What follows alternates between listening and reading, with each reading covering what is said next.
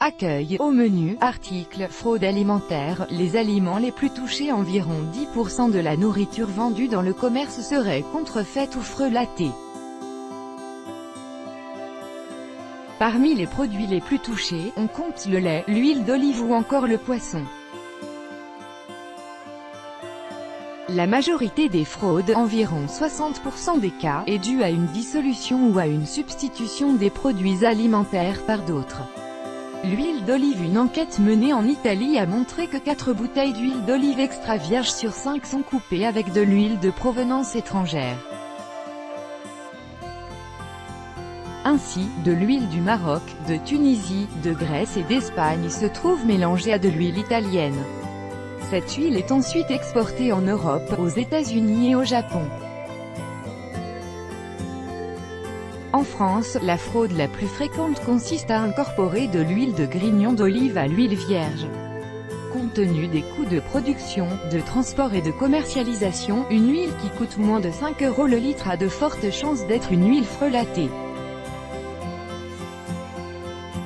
Le miel. 300 000 tonnes de faux miel sont écoulées chaque année en France.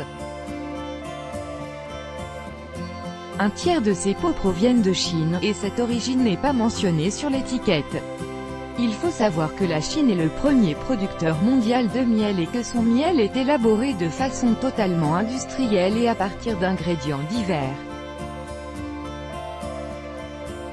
Après de multiples scandales, l'UE avait interdit l'importation de miel chinois entre 2002 et 2004.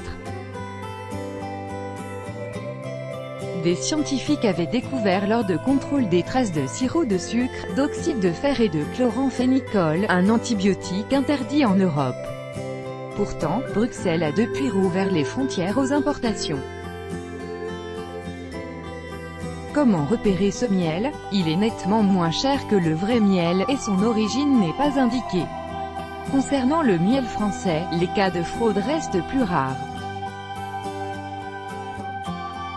On peut se souvenir de l'apicultrice savoyarde qui vendait son miel sur les marchés locaux.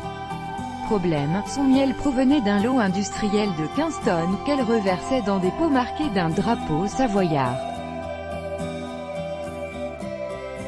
Selon une analyse de Paul Schweitzer du CETAM, Centre d'études techniques apicoles de Moselle, plus de 30% des miels à bas prix seraient des faux miels.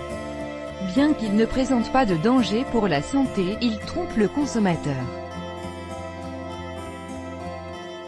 Le lait est soumis à diverses fraudes. Un lait peut être présenté comme écrémé alors qu'il est demi-écrémé. Certains fabricants affichent un enrichissement en vitamine D mensonger, un autre ajoute de l'huile végétale et étiquette riche en oméga-3, mais la pratique frauduleuse la plus répandue est celle du mouillage de lait.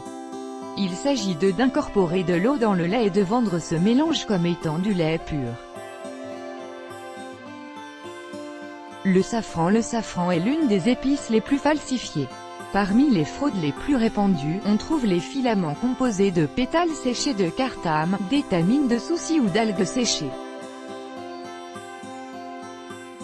Quant au safran en poudre, certains peuvent être coupés avec du curcuma, de la brique ou de la craie. D'exclamation. Comment reconnaître le vrai safran? La couleur des filaments doit être rouge vive, son odeur forte, sucrée et très légèrement amère. Le poisson. Selon le groupe environnemental Oceana, 30% des crevettes vendues aux États-Unis présentent des erreurs d'étiquetage. En 2012, en France, la répression des fraudes a donné 817 avertissements sur les 2927 contrôles qu'elle a effectués sur l'étiquetage des produits de mer et d'eau douce. Parmi ces erreurs, on compte les provenances qui sont faussées, des allégations mensongères comme les noms d'espèces qui ne sont pas les bons ou la méthode d'élevage. Articles liés ailleurs sur le web.